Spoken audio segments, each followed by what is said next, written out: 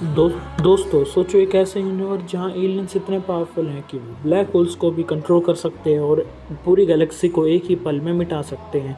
इसी खतरनाक दुनिया में एक छोटे से अनाथ बच्चे को अपनी माँ के ढूंढने की जर्नी पर निकलता है। कहानी की शुरुआत होती है जब हम कुछ आम लोगों को पुरानी बिल्डिंग में घुसते हुए आसपास सर्च करते हुए देखते हैं। अचानक से उनमें से एक को कुछ मूवमेंट दिखती है। सब तुरंत ही अपनी गन्स की फ्लैशलाइट ऑन करके उसकी तरफ देखने लगते हैं। जब उसकी रोशनी की जगह पलटती है तो वहाँ पे एक छोटा से बच्चे की नज़र आती है। उसको पूरे शरीर पर घाव और पुराने निशान होते हैं। वो डर के मारे भागने की भी कोशिश करता है पर अंत में पकड़ जाता है। कुछ देर बाद जब बच्चे की आंखें खुलती हैं तो वो खुद को एक बेड पर लेटा हुआ पाता है। तेज धूप उसकी आंखों पर लग रही होती है। ये जगह एक चिल्ड्रन शेल्टर था। उसके लिए ये सब कुछ नया था। साफ कपड़े, चमकता हुआ फ्लोर, मिलने वाला खाना, लेकिन फिर भी उसको दूसरे बच्चों से दूर रहता था और अक्सर एक हिल पर जाकर अकेला बैठता रहता था। एक दिन कुछ बच्चे उसके पास आकर उससे खेलने के लिए बुलाते हैं, लेकिन अचानक वो जंगली जानवर की तरह व्यवहार करने लगता है, जोर से चिल्लाने लगता है। बच्चे डर कर भाग जाते हैं। तभी एक सुंदर ब्यूटीफुल बटरफ्लाई उसके पास आकर मंडराने लगती है। बच्चे उसको देखकर खुश हो जाते हैं और उसका साथ खेलने लगते हैं। ये सब एक लाल बालों वाली औरत खिड़की से देख रही होती है। वह पास खड़ी लड़की से पूछती है कि क्या ये बच्चा बोल नहीं सकता। लड़की जवाब देती है, ये बोल तो सकता है लेकिन उसको कभी बोलना सीखा ही नहीं है। रेस्क्यू टीम को मना किया, शायद बच्चे को जानवरों के बीच बड़ा हुआ है। ऐसे वजह से मजाक में वह लड़की उसको मोगली बुला देती है। फिर वो लड़की सबको लेटर्स बांट रही होती है। तभी एक छोटी सी लाल बालों वाली लड़की उसके पास आकर उसको समझाने लगती है कि लेटर स्पॉन्सर्स भेजते हैं। और गाइस, जिसको नहीं पता स्पॉन्सर्स क्या होते हैं, स्पॉन्सर मीन्स तुम्हारे गार्डियन, मतलब कि माँ बाप। ठीक है, आगे आगे बढ़ते हैं कहानी में। वो पूछती है कि क्या उसका भी कोई स्पॉन्सर है, लेकिन बच्चे को कोई जवाब नहीं देता। फिर भी लड़की उससे हाथ पकड़कर अपने साथ ले जाती है। धीरे धीरे दोनों की दोस्ती हो जाती है। एक दिन बात करते हुए लड़की बताती है कि उसकी स्पॉन्सर ज़रूर है, क्योंकि उसकी माँ वादा किया था कि जब उसको 100 रातें पूरी हो जाएगी तो वो उसको लेने आ जाएगी। बच्चा चुपचाप उसकी बातें सुनता रहता और इसी तरह वे धीरे धीरे एक अच्छे दोस्त बनने लगते हैं। वे शाम में भी आपस में काफ़ी देर तक बातें करते रहते। समय ऐसे ही गुजरता रहता है। मोरी भी आसमान की तरफ देख रहा होता है और समय को गुजरते हुए देख रहा होता है। कुछ समय के बाद शेल्टर में एक नया हंगामा मच जाता है कि एक चश्मे पहने हुई लड़की प्रिंसिपल के ऑफिस से एक बड़ी सी किताब चुरा लेती है। सब बच्चों को उसके आसपास जमा हो जाते हैं। वो किताब खोलते बैठते ही बहुत साल पहले एलियंस अर्थ पर आए थे। इंसानों ने उसने लड़ने के लिए एक बहुत पावरफुल वेपन्स भी बनाए, पर लेकिन एलियंस ने उस वेपन्स को ही खा लिया। कुछ दिन बाद फिर से टावर की घंटी बजती और लेटर्स बांटे जाते हैं। इस बार एक लेटर मोरी के नाम पे भी आता है। सब लोग हैरान रह जाते क्योंकि उसका भी एक स्पॉन्सर था। जब वह लेटर हाथ में लेकर खड़ा होता है तभी उसकी दोस्त रेडिना डोर से उसे देख लेती है। उसकी आंखों में आंसू आ जाते हैं और वह चुपचाप वहां से चली जाती है। बाद में मोरी उस टेबल के नीचे रोते हुए पाता है। पहले तो रेडिना उसे डांट कर भगा देती है, लेकिन मोरी उसके आसपास ही घूमता रहता है। अचानक मोरी अपनी सबसे प्रीशियस चीज़ निकालता है, एक कुकी। वह नर्वस होकर कुकी उसकी तरफ बढ़ा देता है। रेडिना कुकी को देख और ज़्यादा इमोशनल हो जाती है। रोते हुए वह सच बताती है कि 100 से भी ज़्यादा रातें बीत चुकी हैं, लेकिन उसकी माँ अब तक लौट कर नहीं आई है। उसे डर लगने लगता है कि शायद सच में अकेली रह गई है। यह सुनकर मोरी कुछ नहीं कहता। वह बस चुपचाप उसकी पीठ लगाकर बैठ जाता है और वहीं छोटे से गेस्चर रेडिना को संभालने के लिए काफ़ी होता है। उसकी चेहरे पर धीरे धीरे मुस्कान आ जाती है। तभी वह मोरी का स्पॉन्सर वाला लेटर पढ़ने लगती है। लेकिन जब वह सिर्फ लेटर पढ़ रही होती है तो तभी उसे उस लेटर में सिर्फ 2 वर्ड्स दिखते हैं, हेलो देयर। बस इतना ही। रेडिना लेटर को उल्टा पुल्टा कर देखती है, शायद पीछे कुछ और लिखा हो, लेकिन तभी उसमें से एक अजीब और बहुत खूबसूरत सा नीला क्रिस्टल फ्लावर गिरता है। उस फ्लावर को चमकता देख मोरी बिल्कुल हैरान रह जाता है। उस रात जब होते हैं तब मोरी उसे अपने हाथ में पकड़कर उसे सूंघने लगता है। उसकी खूबसूरती इतनी प्यारी थी कि मोरी उसे अपने पास रखकर ही सो जाता है और शायद पहली बार उसे लगता है कि शायद उसका भी कोई इस दुनिया में है। हर बार जब टावर की घंटी बजती थी तो मोरी का दिल में एक अजीब सी एक्साइटमेंट जग जाती थी, क्योंकि उसे पता था कि शायद फिर से उसके लिए एक नया लेटर आया होगा।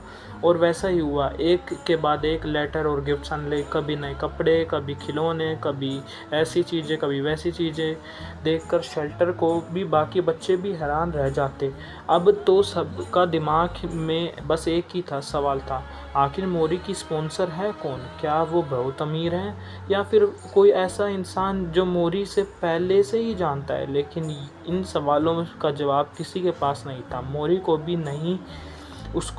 उसे तो बस इतना ही पता था कि जब भी वो लेटर खोलता है तो उसके एक अजीब सी गर्माहट महसूस होती है, जैसे दुनिया में कहीं ना कहीं कोई उसकी भी फिक्र करता है। एक दिन गिफ्ट्स के साथ एक बॉक्स भरकर क्रेयॉन्स भी आए। पहले तो मोरी उन्हें खाने की चीज़ समझने लगा और सच बताऊं तो वह उन्हें मुंह में डालने ही वाला था, लेकिन बाकी बच्चों ने टाइम पर रोक लिया। जब उन्होंने उसे दिखाया कि क्रेयॉन से ड्राइंग बनाई जाती है तो मोरी की आंखें चमक उठी, जैसे उसने कोई नई दुनिया देख ली हो। उस दिन के बाद से वह हर जगह कुछ ना कुछ ड्रॉ करने लगा और देखते ही देखते समय निकल गया। गर्मी का मौसम आ चुका था। सारे बच्चे मिलकर कपड़े धो रहे थे, किसी के पैर पानी में थे और कोई बुलबुले बना रहा था और कोई बस मस्ती कर रहा था। मोरी भी पूरी एनर्जी के साथ कूद रहा था। जब भी उसके पैर कपड़ों पर पड़ते तो रंग बिरंगे बबल्स हवा में उड़ने लगते और उन्हें देखकर वो इतना खुश हो रहा था कि जैसे उसे पूरा खजाना दे दिया हो। लेकिन फिर उसके पैर फिसल गया और अगले ही पल छपाक मोरी सीधा बाल्टी के अंदर पूरा भीग गया। बाकी बच्चे हंस हंस कर लोटपोट हो रहे थे, पर लेकिन उसी वक्त किसी की नज़र किसी और पे पड़ी। रेडिना ने पलट कर देखा तो उसकी सांसें रुक सी गई। उसने देखा वो उसकी माँ थी। उसकी माँ उसकी तरफ दौड़ती हुई आई और वो भी दौड़ते हुए उनके गले में लिपट पड़ी और रोना चालू कर दिया। हाँ, उसकी माँ लौट आई थी जिसका इंतज़ार वो अपनी पूरी ज़िंदगी करती रही। लेकिन मोरी वहाँ बस चुपचाप खड़ा सब देख रहा था। उसने पहली बार किसी को अपनी माँ से मिलते हुए देखा था और शायद उसी पल उसके दिल में भी एक नए सपने जन्म ले चुका था। इस सुबह रेडिना अपनी माँ के साथ ऑर्फन छोड़ के जाने वाली थी। वो जाने से पहले मोरी को अपना बैग और जूते देते हुए बोली कि अब से नंगे पैर मत घूमना, प्रॉमिस करो तुम खुश रहोगे। उसकी आवाज़ रो रो कर भर आई और अचानक से उसने मोरी को गले लगा लिया। लेकिन उसने भी रेडिना को उतनी मजबूती से पकड़ लिया। शायद यही पहली बार था जब उसने किसी अपने को खोने का डर महसूस किया था। कुछ देर बाद रेडिना अपनी माँ के साथ ऑर्फन के गेट की तरफ बढ़ने लगी और ऑर्फन छोड़ के चली गई। तक उसकी नज़रों से रेडिना पूरी तरह से गायब नहीं होगी, वह उसे घूरता रहा। उस दिन मोरी ने अपने सबसे अच्छे दोस्त को खो दिया था, लेकिन उसी दिन उसके दिल में एक नया सपना भी पैदा हुआ। अगर रेडिना की अपनी माँ से मिल सकती है तो शायद एक दिन वो भी अपनी माँ को ढूंढ लेगा। कुछ दिन बाद मोरी ने अपने छोटे से बैग को उठाया एक आखिरी बार और कुछ समय बाद ट्रेन रुक गई। मोरी नीचे उतर गया, ट्रेन को बाय किया। अब रुकने का कोई मतलब नहीं था, वो आगे चलता रहा। तभी उसे दूर से धूल उड़ती हुई नजर आई। वे ह्यूमनॉइड फिगर वाले बंदे थे जिनके हाथ में गन्स भी थी। उन्होंने मोरी को चारों तरफ से घेर लिया और उसको कुछ समझ में नहीं आ रहा वो क्या करेगा। तभी उनमें से एक बंदा बोला, ये सच में ह्यूमन है? तभी दूसरा बोला, हाँ पर ह्यूमन तो बड़े होते हैं काफ़ी, तो काफ़ी छोटा है। तभी तीसरा बोला, चलो इसकी टांगे पकड़ के खा जाते हैं। तभी धम की आवाज़ आई, एक जोर का झटका लगा और वहाँ वो एलियन सीधा ज़मीन पर जा गिरा। सब हैरान रह गए। पता चला उनका बॉस खुद उसे मार कर गिरा चुका था। बॉस गुस्से में बोला, किसने कहा छूने को? इसको तो मैं ही मारूंगा। तभी बॉस उसकी तरफ आगे बढ़ता रहा। तभी दूर से बैंग एक गोली की आवाज़ आई और सीधा एक एलियन का सर धड़ से अलग हो गया। तभी सारे एलियंस भी चौकन्ने हो गए, ये कौन है? आसपास कोई तो है। तभी वहाँ पे एक बाइक पे सवार एक लाल रंग का बंदा आया और उन पे सीधा अटैक बोल दिया। उन्होंने फायरिंग भी चालू करी, पर वो उनकी फायरिंग से चीरता हुआ डायरेक्ट मेन बॉस की तरफ बढ़ा। मेन बॉस भी गुस्से में आके उसको मारने की तरफ बढ़ा, पर वो तभी उसके सर पे पहुंच चुका था। उसने बैंग फिर से गोली चलाई और बॉस को ही ख़त्म कर डाला। फिर धूल उड़ी, मोरी भी डर गया कि ये क्या हो रहा है। तभी मोरी ने धूल उड़ने के बाद देखा तो राइडर वहीं पे ही खड़ा था। हाँ, इसका नाम राइडर है। राइडर ने उसकी तरफ देखा, उसकी राइडर की कम से कम 5 आंखें थी मोरी की तरफ। उसने देखा, मोरी भी चौकन्ना हो गया, डर के मारे वो भी सहम गया। तभी पीछे से एक रोबोट बाहर निकली। उसने मोरी को स्कैन किया और कंफर्म किया ये ह्यूमन इन्फेंट यानी कि ह्यूमन चाइल्ड है।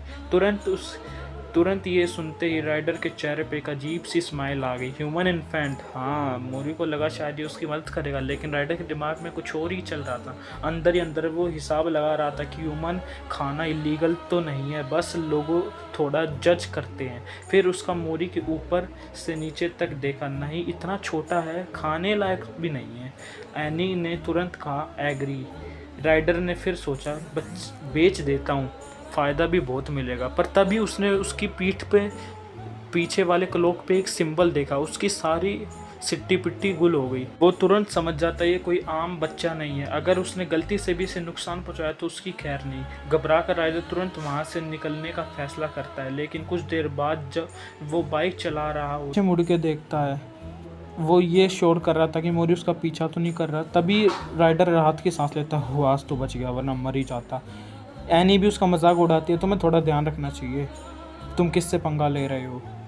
तभी राइडर भी गुस्से में बोलता है, अरे ठीक है, क्या हो गया, इस बार बच गए ना।